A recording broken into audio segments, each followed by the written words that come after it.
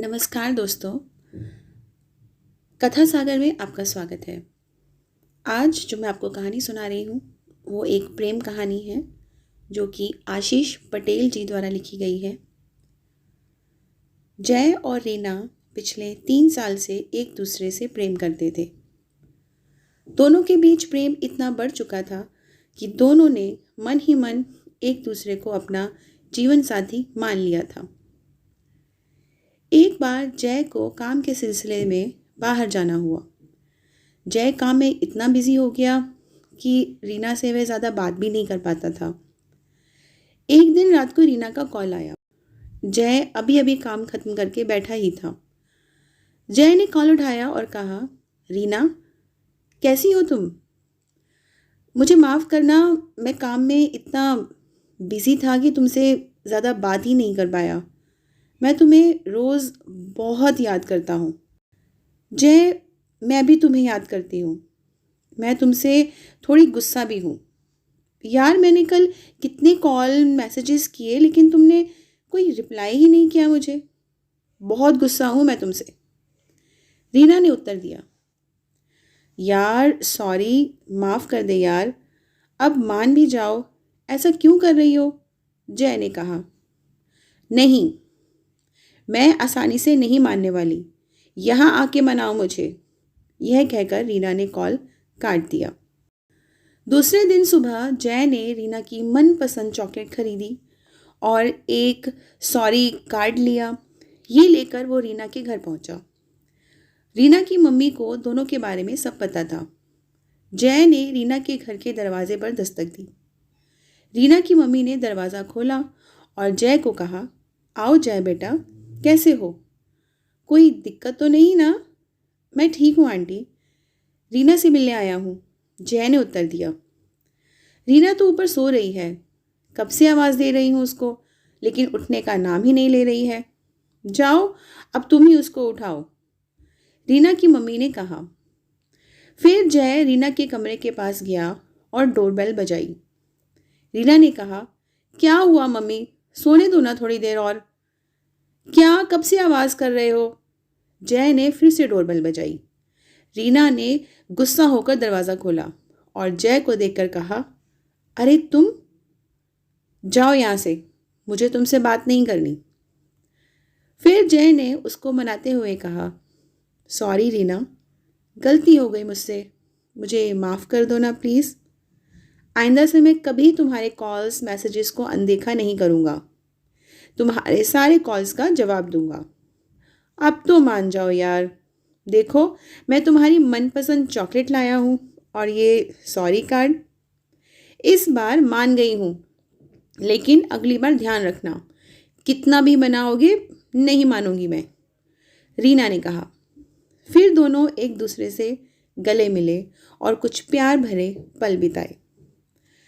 बहुत सारी बातें करने के बाद दोनों ने कुछ पलों के लिए एक दूसरे से विदा ली। अगले दिन जय का जन्मदिन था। रीना ने जय के लिए तोहफे में एक शर्ट खरीदा और उसका मनपसंद चॉकलेट केक का भी ऑर्डर दे दिया। जय को सबसे पहले शुभकामना देने के लिए रीना ने सोचा और 12 बजे उसको पहली बधाई देगी।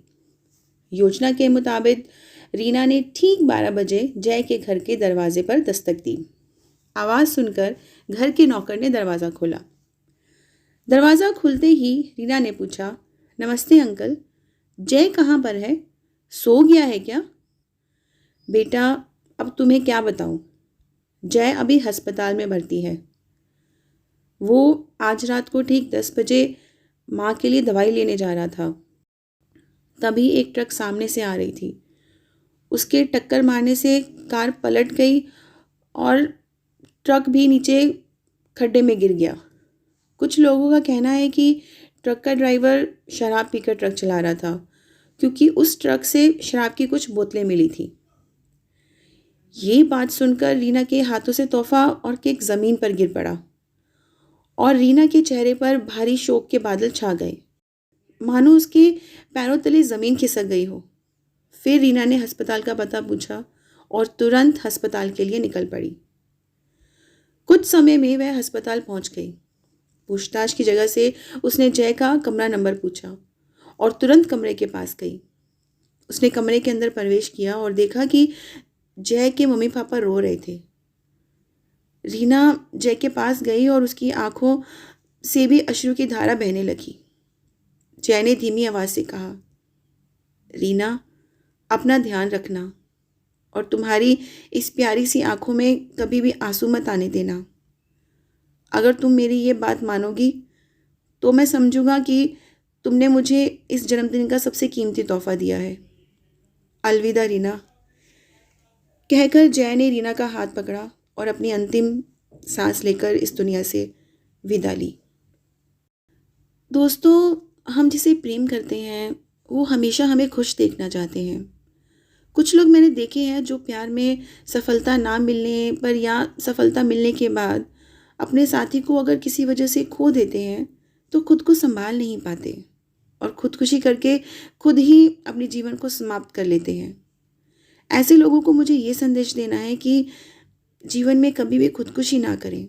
जीवन में अगर अपना मनपसंद साथी ना मिले या कहीं खो दो तो भी अपने आप को संभालो, क्योंकि जिस व्यक्ति से आप सच्चा स्नेह करते हैं वो व्यक्ति कभी नहीं चाहेगा कि आपको कुछ हो।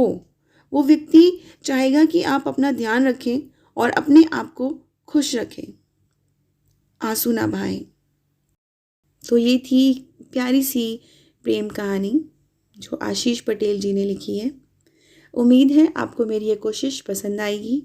यदि आपको मेरी ये कोशिश पसंद आई है तो प्लीज़ चैनल को सब्सक्राइब करें, लाइक करें, शेयर करें, कमेंट करें।